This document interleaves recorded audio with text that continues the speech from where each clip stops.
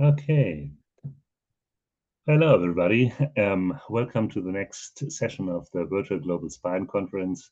I'm thrilled beyond that I have a special guest tonight, and we are having a great, very hot topic tonight. My guest is Dr. Ashwinkumar Khandge from India, and he is an orthopedic surgeon. He's very experienced. He has performed several fellowships, including one fellowship from my guest last year, um, Luke Spinewalker. And I'm happy that today's topic is a little bit different. It's more specialized on one special technique, unilateral biportal endoscopy. And before I ask you to start your presentation, Ash, I want to ask you a question. When did Yes. you do your last? When did you do your last open surgery? um, I did my, that's a very good question, Alexander. Almost a month ago, maybe. Okay. So when you look in your practice, how much is the percentage of spinal endoscopy cases in your practice, so that we can get a feeling who is the speaker of today? Yeah. So almost 80% to 90% of my practice is based on endoscopic spine. My institution has a lot of degenerative cases rather than deformities or infections. So we have a team who manages the infection and trauma cases. So a lot of So, degenerative cases I manage in my studio. so this is an incredible high percentage. Like we are less than 10% endoscopy, and it's really fantastic. Thank Ash, when I asked you to start your presentation, you. Yeah. I'm really looking forward to see how a master, because we may say you are a master of endoscopic spine surgery, can tell us what is this technique and why are we, when we look into the future, why is the path in the future only a path with UBE? So, That will be great. okay, thank Okay. you. Should I start? Yeah. Yeah, please Perfect. start your Perfect. presentation. So, hello everyone. Um, Dr. Alexander has given me a very humble introduction. Um, Even if I am 10% of what he's saying, I'll be more than happy. So, more than a decade ago, when I was doing my residency and my training, we used to do a lot of open cases, and mainly my practice was based in infections, trauma, and deformity, and the results were good. I pursued my microscopic spine and MIS fellowship with one of the biggest bosses in India, and we used to do a lot of tubular cases for degenerative cases, and the results were better than what I had seen. When I pursued my endoscopic spine fellowship with Professor Luke at the Mecca of endoscopic spine, which is Seoul St. Mary's Hospital and Catholic University, the results were mind blowing. And I came to know a lot of different concepts of pain generator, the tip of SAP, the foraminal ligaments, the foramen per se, the interlaminar window, which we were not exposed to before. When I came back, I understood that with better magnification, you could get better surgical results. This was a pattern that I recognized. When I started, I came back from my fellowships. Uniportal scopes were costly, and a break meant a sure shot financial troubles in my early practice. But my institution had a very well developed sports medicine department, and hence we decided to have a marriage between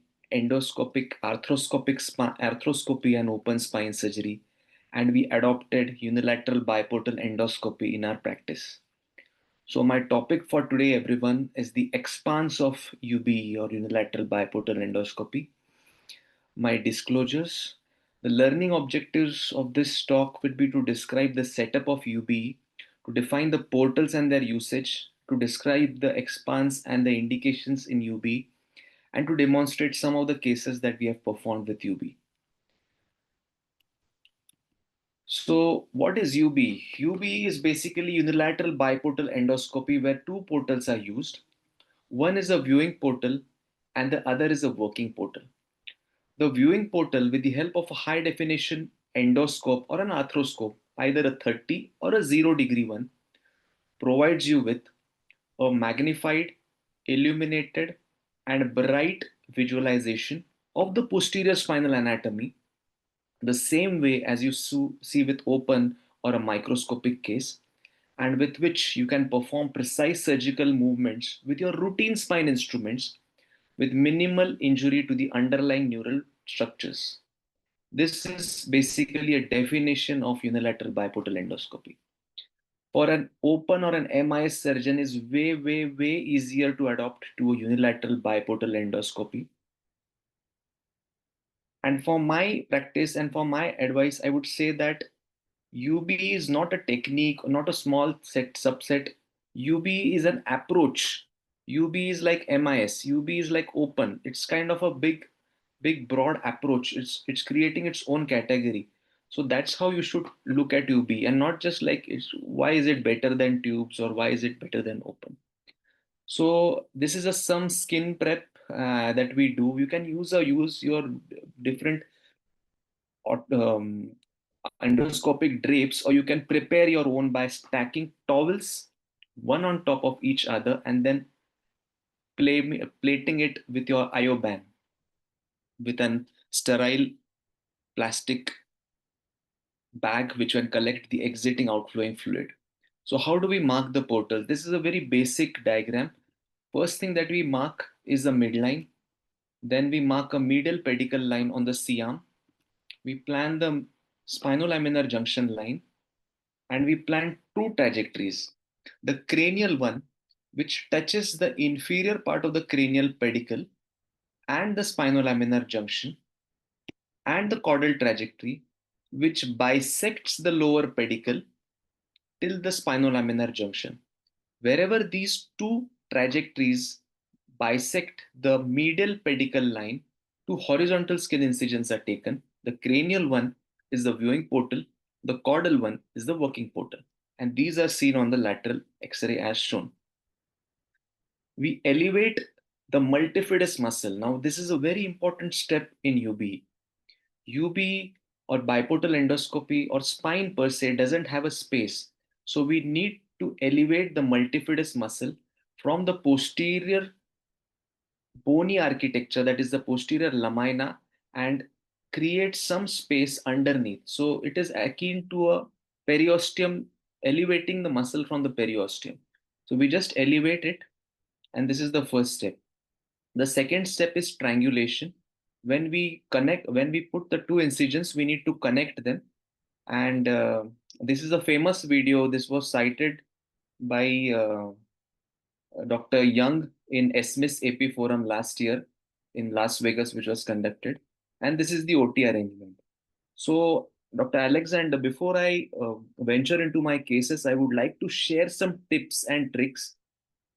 Just let me know if any of the audience or the participants has any questions in between. So I'll go with the first tip. I would like to mute this audio and like to start. I always start my cases by placing the patient on a Wilson's frame. Now, why Wilson's frame? As you can see, this patient is a obese, short female Indian with a lot of posterior obesity, and using a Wilson's frame gives a 2 to 3 millimeter opening of the interlaminar window. Now, mind you, a 2 to 3 millimeter opening on an interlaminar window at 30 times magnification is a very big thing. Now, you may say that I'm just using a four post frame, I'm just using bolsters, but no.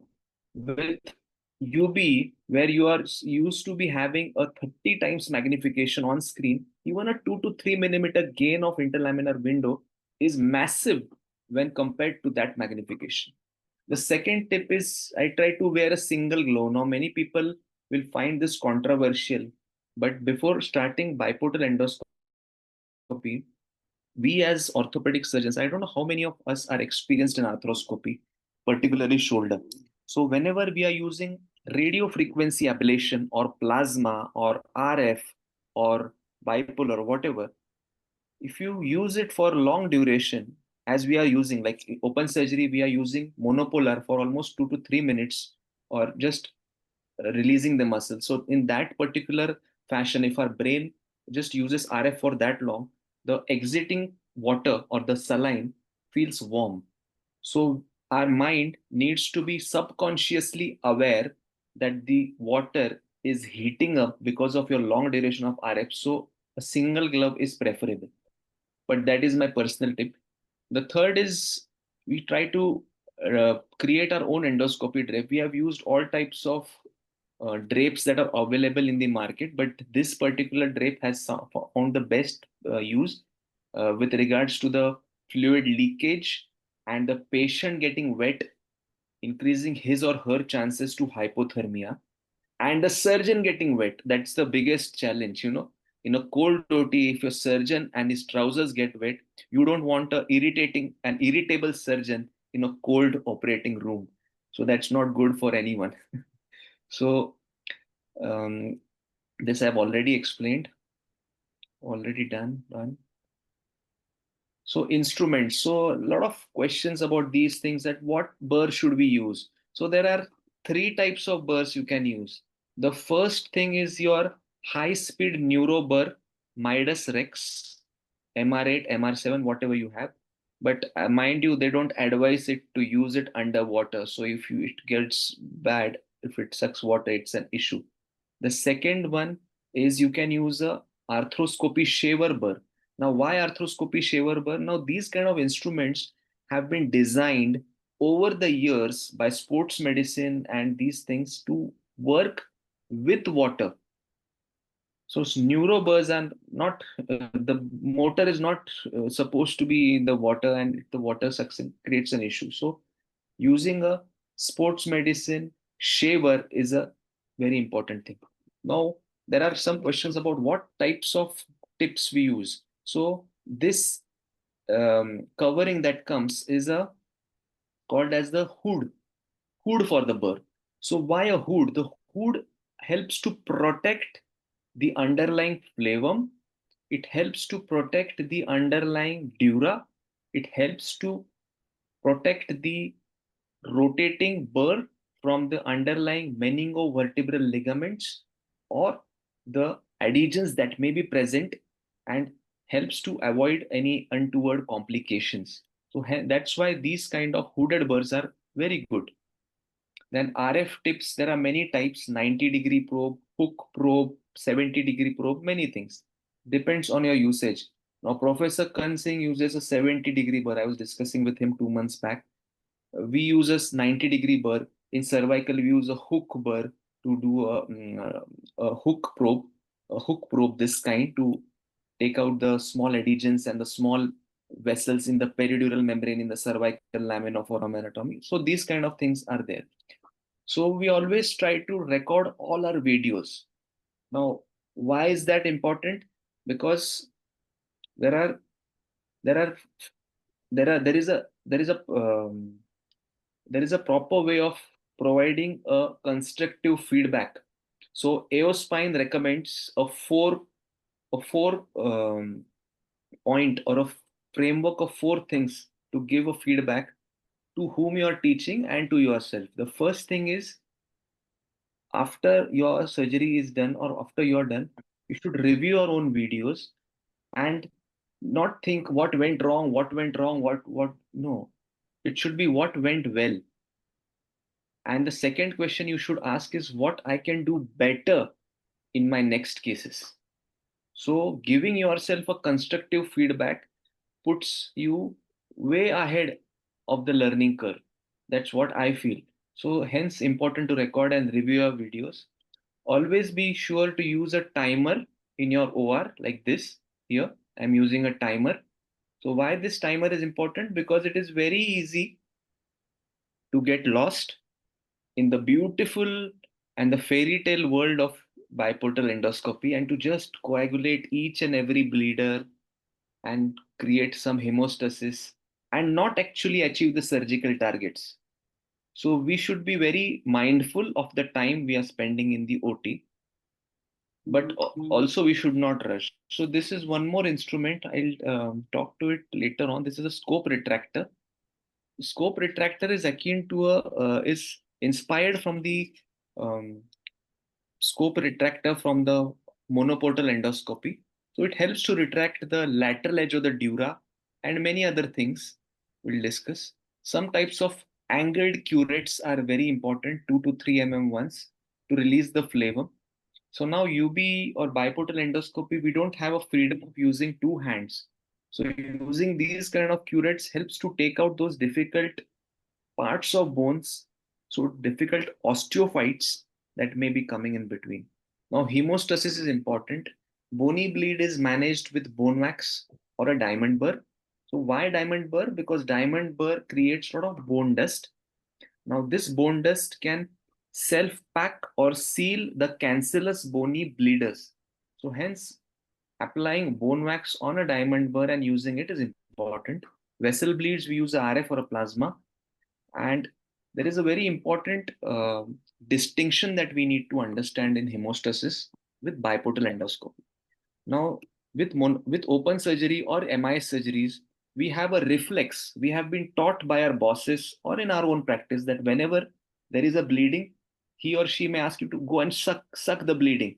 So you are always given the suction in your hand when you are training. So you are always suck. So when you do open, you also ask your assistant suck. But with biportal endoscopy, there is no suction. You need to wash away the bleeding. So there's no suction. So you need to take the scope, which is throwing lot of saline towards the bleeder. Once the tip of the scope goes towards the bleeder, it washes away the bleeding, giving you a view of the bleeder, and then your RF or your plasma can come or your bone wax can come, help you to achieve hemostasis. So it's important to understand suction and so some difficult bites are there. So you may be saying that I'm a very good MI surgeon, I'm a tubular surgeon, I operate and I'm an open surgeon and I don't require these rotating fancy Kerrison instruments. But with biportal endoscopy, am I seen, Dr. Alexander? Yeah, yeah. So Yeah. your left hand is holding the endoscope and your right hand is taking the bites. And if you try to rotate your kerison and take the reverse bite, this may touch and not give you a good bite, which is very possible with open or MIS surgeries. And hence, rotating kerisons help you the most. Foraminotomy or angled kerisons, as shown here, also help you. Now, my 16th tip is it's very important to have fierce love for endoscopy or any surgical technique and don't get attached to that technique per se. Spine is different, varied, but if you want to master some technique, you need to have that passion and thing that helps you to think this. I'll try to play music in my OT. I relax, I switch off my mobile, but I use a timer. If you don't, you relax in the OT and try to do hastily. Um, you know, these things may happen. I don't want to scare the participants, but even with biportal, these things are possible. So we need to be careful of each and every bite that we are taking. So some cases, the first case is a L4, L5 highly down migrated lumbar disc herniation. I hope the MRI is seen in sagittal and axial view. You can see that the disc is down migrated on the right side. It's an axillary disc herniation. I start by using a hooded diamond burr, 4 in diameter, and I'm burring the cranial lamina and the medial part. Now I'm taking the bites of the caudal lamina. This is the 9 o'clock position is the caudal part or the L5 upper lamina. And you can see that the ligamentum flavum just retracts cranially. The saline hydrostatic pressure, along with this movement, helps you to release the ligamentum flavum. So we are just releasing the caudal lamina. These bites are taken. The ligamentum flavum is elevated, and any adhesions underneath the ligamentum flavum are checked. Now, most of the times, saline or water helps to dissect the layer between the dura and the ligamentum, but many times we have to do adhesiolysis. Now, I'm exploring the axilla of the L5 traversing nerve root, and I can see that there is a whitish structure which looks like a disc. So I'm just using my 3 mm ballpoint probe to go in and explore the axilla.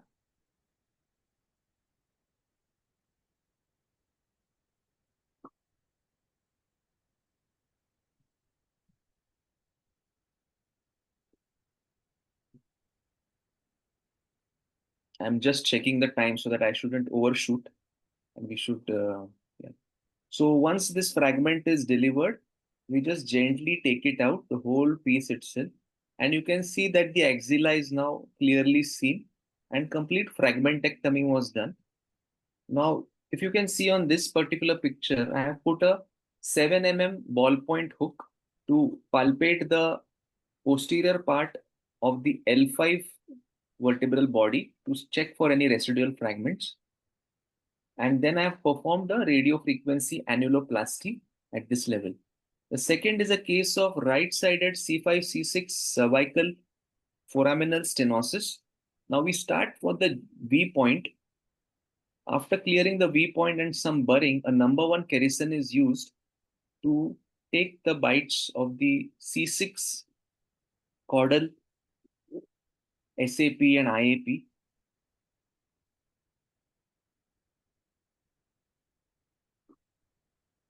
After performing the deroofing the laminoforaminectomy, we can see that the peridural membrane is also opened up.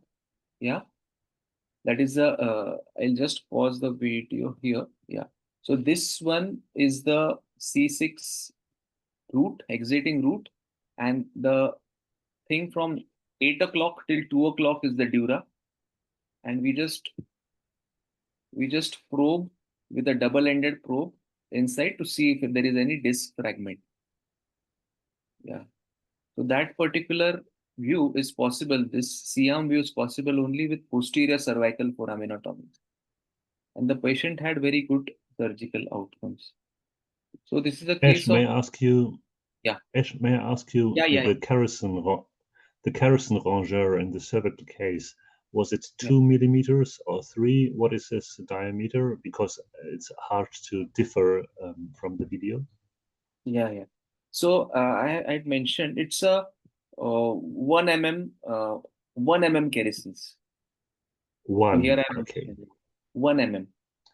Maximum you Okay. can Thank use you. 2 mm, but never a 3 mm. I've never used a Okay. 3 mm. Thank you. And in the lumbar case, you've used 3 millimeters. Three, Yeah. 3 and 4 And for if you fusion. Yeah, and if you do a tubular, it would be the same instruments. 1 or max 2 millimeters for the cervical. Okay, thank you. So this is Schiza's D extreme stenosis case. We are again clearing the interlaminar space and the tissues with the help of an RF. The caudal lamina and the cranial lamina is exposed. The 3 o'clock is cranial way. And now I'm budding the base of the spinous process with my 4 mm hooded diamond burr. So we are clearing the lamina and the medial part of the IAP. I'm just using my curette to find a space between the ligamentum flavum. This is the caudal release of the ligamentum flavum, as I have already shown in the previous case. Um, I never do a butterfly or a full ligamentum flavum release, because I think that in my hands it's not safer. So I try to do a hemiflavectomy on ipsilateral side. Um, I try to remove it in one piece, and the contralateral piece I do it in a piecemeal fashion. So this I've already decompressed the ipsilateral manner. Now this I'm doing a contralateral sublaminar release. Now this step is very important to push down the contralateral ligamentum flavum from the contralateral sublaminar space, and then use your radio frequency to or a burr to create some more bony space before you do the final excision of the ligamentum flavum. So this case was mainly a Ash, may I ask you a question? yeah. The the Yes. diamond the diamond burr we're seeing, it is a coarse one. Is 3 millimeters or 4 millimeters? I'm just asking you for the technical parts. Yeah. Yeah. So excellent question. It's a you know it's a fine diamond and a 4 mm in diameter. It has a hood. And That's what. Yeah. have you ever used a rose, a more aggressive drill, or do you just say, I will stay on the diamond side? Why not? Uh, I have used all types of burrs that are available with the striker portfolio. They have a 3 mm round cutting burr, which can either be aggressive or gentle with flutes. Mm, I've used the mm. barrel shaped burr, which is a cylindrical burr with cutting edges, with 6 flute, which is very aggressive, and a 12 fluted one, which is very gentle. I've used a diamond, which is coarse, that is with striker. It's used for hip arthroscopy purposes, but it doesn't have a hood. So it's difficult to use with spine cases. And the best one that I found was this particular burr, which was fine and not that coarse and not that fine. It is somewhat in between, a sweet spot, and it is hooded. And with the help of a striker formula shaver with a high torque, the RPM is not much. It's 12,000. But the torque with Yeah, these this kind of, is yeah, yeah, Yeah, this is. Do you play with the rounds per minute, or do you have a standard like 12k RPM is the best for you, or do you? yeah, Because I switch sometimes. I say okay, go up to 30k to yeah, 40k, never to 80k because you can't see anything then. Um, you have one 12k and you stay 12k the whole surgery. yeah. So I'm using a NSK high speed neurobur if I want to go to higher RPMs of 30, 40K. But most of the work, 90% of the work is done with this particular work burr at 12K, And because the and and torque again, is, yeah. yeah, And again, when you do a tubular, you're going 80k max around per yeah, minute. yeah, yeah, Yeah, this is so sometimes the error we do in the beginnings, we just say okay, same power like in open in tubular, and then yeah, oof, I cannot see anything. yeah, And with 12k and the rinsing and the fluid management, and then you go without stopping, you can drill what you have to drill. And is this the first thing you do, drilling and drilling and drilling, and then you take the kerosins and then you do the punching and punching and punching? yeah, yeah. So most important Okay. thing is to land on the cranial lamina. It should be done in couple of minutes or 3 minutes, and then it is all burring. After the adequate bony work is done and hemostasis is achieved, we use the kerosene to take some bone out, and then just by using curettes or ballpoint nerve hooks, we elevate the ligamentum flavum and release the adhesions that may be there. So you're not exposing the caudal lamina, you're just Yeah. starting the cranial lamina, and then you take the burr and automatically you achieve the bony decompression, and suddenly the caudal lamina is present, is visible. So Yeah? yeah. So in beginners have, like I have also done it a lot of times. When we start, we try to see all the things like in open or a microscopic surgery. We want to see the cranial lamina. We want to see the flavum in between. We want to see the caudal lamina. We want to see the base of spinous process and all surgical landmarks. But with UB, if you try to do that, you'll waste almost 30 to 40 minutes exposing everything, and that doesn't achieve you towards surgical results by just exposing the bony landmarks. A better way is to just expose the cranial spinolaminar junction, burr it. Now, two things happen when you burr it. There is a lot of connective tissue and adipose tissue that are covering the interlaminar window and over the flavum. If you try to expose the flavum before you burr, you two things. You're afraid that your RF may just go through that ligamentum flavum like a butter, like a hot knife in a butter, and you may just damage the dura. This thing is there in the mind. And the second thing, you may never achieve a very good exposure of the ligamentum flavum before you burr. Why? Because once you start burring, this elastic connective tissue and adipose tissue kind of retract away towards the caudolateral part. And once you start burring, once you expose the ligamentum flavum, and then remove the superficial layer of ligamentum flavum, the caudal lamina exposes immediately. So the most important thing is to burr cranially, find the differentiation between the between the superficial and deep layer of ligamentum flavum. You may easily find it with a stepwise manner or change in color of the flavum, and you just use a double end probe to retract the soft tissue caudally. You may immediately see the caudal lamina, and there itself it exposes. So now at this particular point, you have already burred the base of the spinous process, burred the cranial lamina, burred the medial part of the IAP, and now you are exposing the caudal lamina. At this particular point, it becomes very easy. Now you have to just take bites of the caudal lamina to release the caudal ligament. So that is the strategy that I use, and I think most Koreans have learned the same thing from me. And just a question, how many minutes do you save time when you do this compared to exposing everything? What is your suggestion? How many minutes I think is yeah, this saving time? I think you save almost 30 minutes. Yeah, this is very important because in the beginning you always have the feeling, oh, it takes too long, too long. It's a good point with the timer, step by step, having a look how much time does it take. It's very brilliant.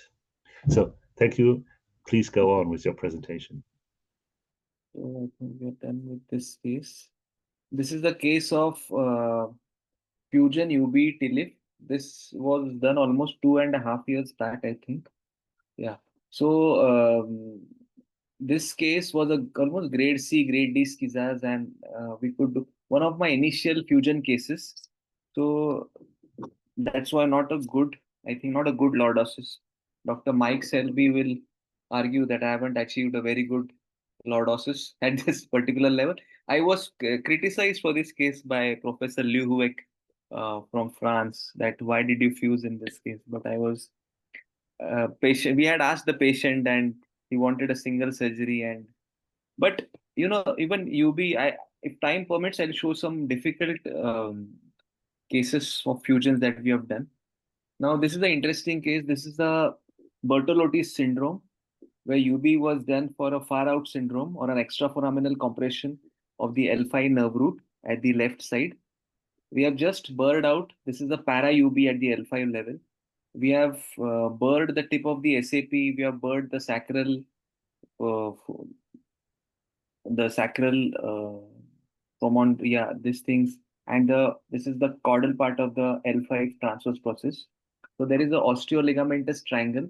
We have just burred it out. And Yeah, I don't think I have a other video of that. But the root was exposed and patient achieved a good result. This is one more revision case of L4, L5 revision disc herniation. This patient was operated almost 15 years ago with a routine open gold standard microscopic open laminectomy, and patient suffered recurrent pain. So if you can imagine, Dr. Alexander, when we are doing these kind of surgeries with microscopic or open, it's all blood that we see. We need to just suck, suck, suck. It's very difficult to take. And the highest complication rates of dural tears are with revision spine cases. So with UBE, because of the water pressure, you can see now this and the remnant ligamentum flavum can be visualized. So this is the ligamentum flavum, and this is the scar tissue medially, which was so this particular ligamentum flavum was remnant because the first surgeon had not removed maybe. So this ligamentum flavum helped to give us a very good virgin area underneath the remnant ligamentum flavum. And I'm not going under the scar. This kind of vision is impossible with open, I think, with open spine surgery or endoscopic with MIS. So I'm just creating some space with my the kerison, and then I'm taking the bites. So you can see I'm doing it layer by layer again.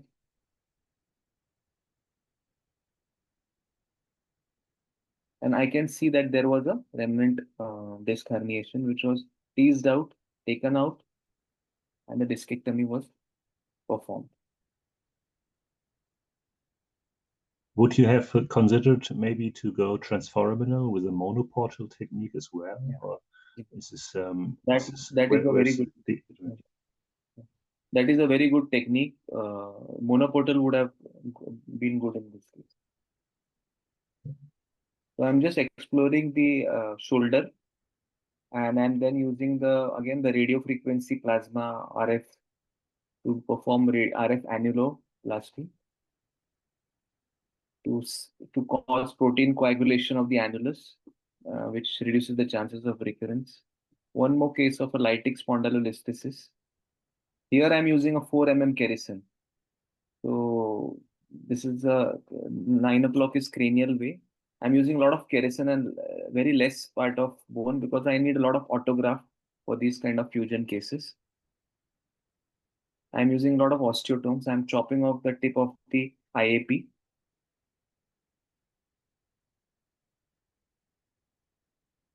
Now, as orthopedic surgeons, we are using a lot of osteotomes in spine also. But with UB, initially I had my own reservations of using an osteotome. But once you start doing it, you realize that it's not as bad as it looks. It's not as dangerous. So this is the tip of the SAP, and now I can see the annulus. So I'm using my RF radio frequency to perform an annulotomy. Now you can see I have not removed the ligamentum flavum till now because I want to keep my ligamentum flavum to protect the traversing nerve root. This is the disc end plate preparation with the paprika sign and bleeding edges. I think I could have done more, but this was good enough for me. So cage was inserted. It is a fantastic moment when you first see the end plates with an endoscope for the first time in your career. Like I started in 2002, and I always thought, oh yeah, this is a red zone down there. And then suddenly, when you go in with the endoscope, it's a wow, this is a kind of world I've never seen before. Yeah. So my take-home points are the vision with UB is highly magnified. It is very similar to the posterior known anatomy that MIS, tubular, open surgeons have already used.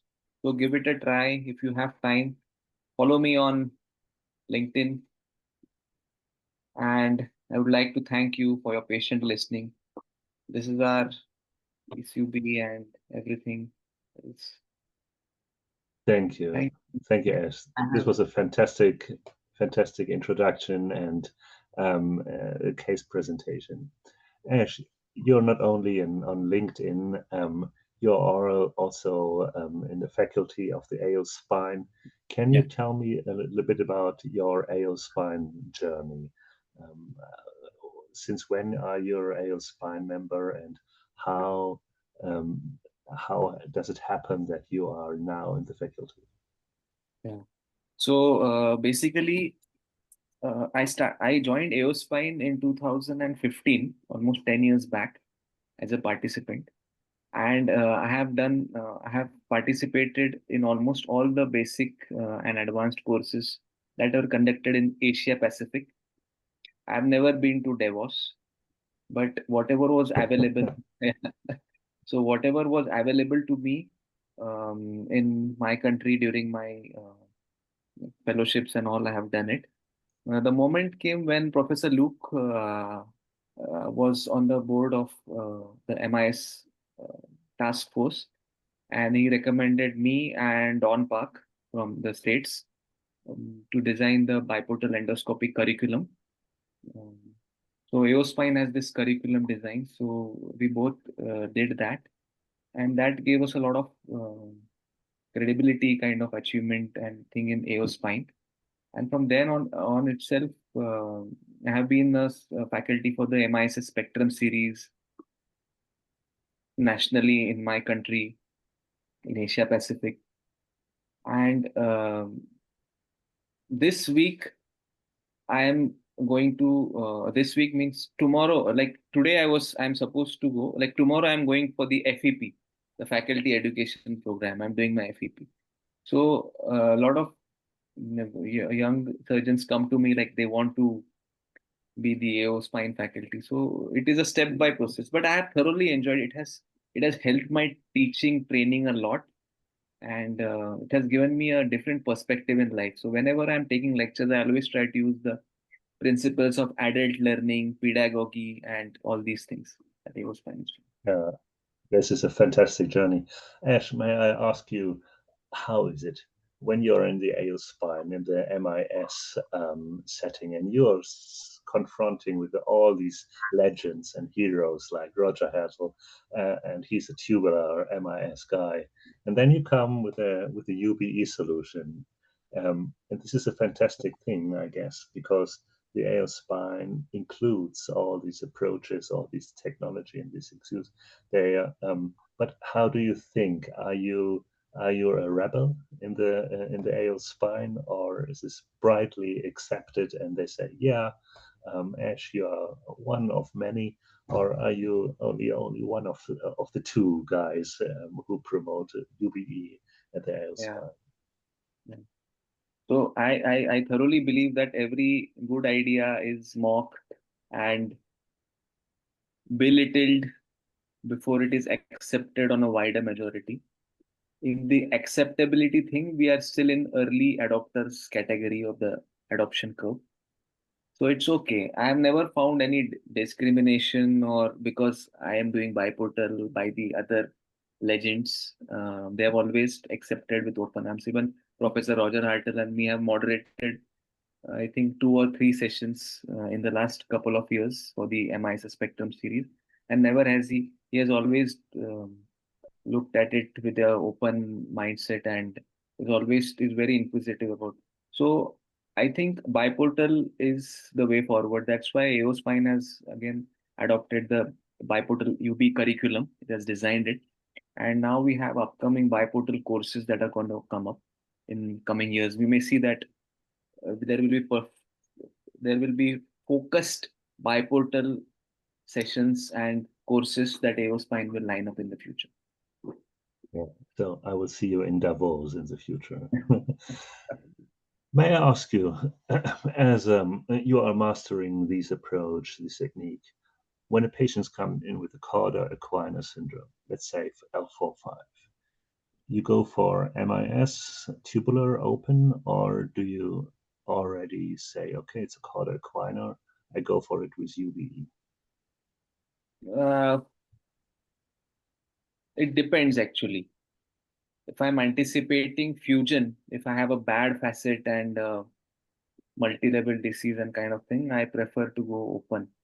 if I think that I need to fuse it, and I have to do it fast, because Mm, whatever anyone will say, biportal takes time. If you want to do it mm, perfectly, it takes time. You have to give it time. It's not as if you're on your 1000 case and you're doing it in 15 minutes, 20 minutes. If you, because complication may happen at any case, so it's not special for anyone. So if I have a good facet and a pure disc herniation, I tried with Cauda equina, I tried to do biportal, create a lot of working space. I'll create a lot of space with undermining and undercutting of the base of the spinous process and doing the same procedure. So again, we should understand that biportal is an approach. It's not a mm. technique. It's an approach to the Okay. spine that we are doing. So any surgery that you are doing can do it biportal. And over time, I think as more and more surgeons start doing it, like someone who is doing Smith Peterson's osteotomy, like we can do it with biportal. Someone can do tumors with biportal. So sky is the limit for biportal. That's what I think. It's an approach. Um, Okay. And what about the bleeding? You are mastering the bleeders, but what about tumor surgery? Could you imagine you have a thoracic posterior compressive tumor, let's say prostate cancer in an 80 years patient? Is this an option, or do you say, okay, no, it's takes too long, it's too No. bloody, I choose open? Yeah. I'll go for open in such cases. We need to be Okay. aware of our limitations as well. Like everything Yeah. is not open is the gold standard. There's no doubt about it. Okay, But so you're still saying, okay, this is approach, and we will always need to cover both techniques like open MIS and UBE.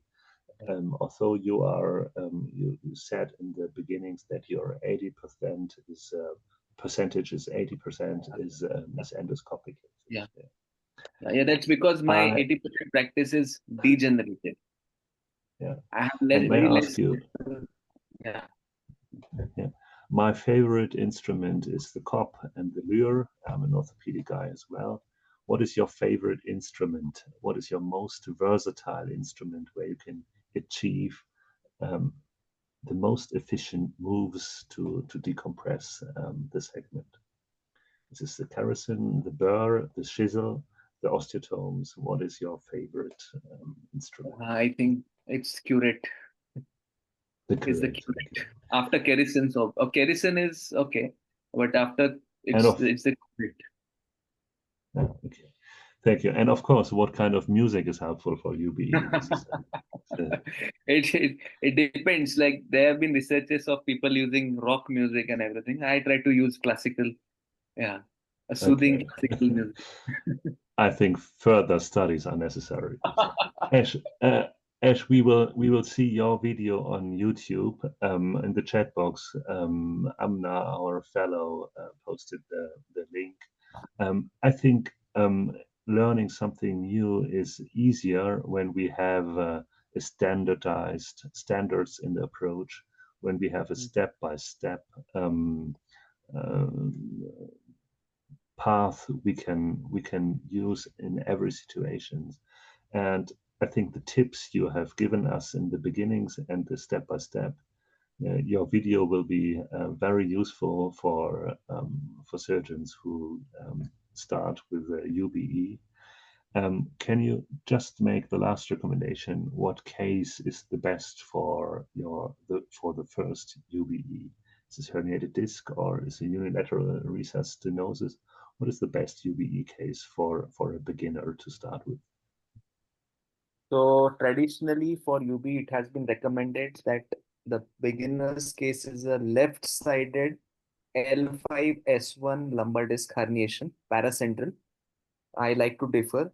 With L5S1, yeah, you have a very big interlaminar window, but that means that you have a very less bony landmarks, and just you may not understand the anatomy initially. So I think the better case is the for a right-handed surgeon, it is a left-sided L4 L5 paracentral lumbar disc herniation. That is a better case Okay. to. And just how many cases did you do before you did your first fusion surgery? Almost 100, 150 cases maybe. Okay. So it takes time. Alexander, it's Mike. Hey, can I Hello, jump in and Mike. ask a question? I'm Yes. listening in the background here. Not not if you're mentioning the cage size. Yeah. That's why No, I took the name. I'm not Thank you. hiding deliberately. I did actually. I got invited to attend our local endoscopy conference in Australia, and it was really good. I really support endoscopy work, even though I don't do much of it myself. And look, I think that was a fantastic point that Ashwin raised on the disc prep and being able to look inside the disc when you do an endoscopic fusion. You know, I think rather than going kind of blind like a TLIF around the corner, even an MI TLIF, you know, you're actually seeing what you're doing. So to me, it has some really big advantages. I suppose my question on technique, just to go back to it really quickly, Ashwin, is so with the biportal technique, can you look at the facet while you decorticate it? Like you were saying, you can evolve to maybe doing like a Smith-Peterson type osteotomy. So Yeah. do you look at the facet so you can really actually get a gap there so you can compress across the back? Mhm. Can you repeat your question? I didn't So understand it. what I'm saying is, like, you know, when we do a fusion and we want to get lordosis right, you know, one Yeah. way of doing that is to shorten the posterior column. So a bit like a Smith-Peterson, Yeah. basically. And then so with your MIT lift, have you Mhm. been able to like look at the facet using the scope and then drill out the entire facet to make a gap, basically? Like almost like a endoscopic Smith-Peterson. I haven't been able to do that. Do you think you could do it though? Now you've mastered a lot of the basics and moderate techniques. I can do it. I think It'd be Professor interesting. Kansing does it.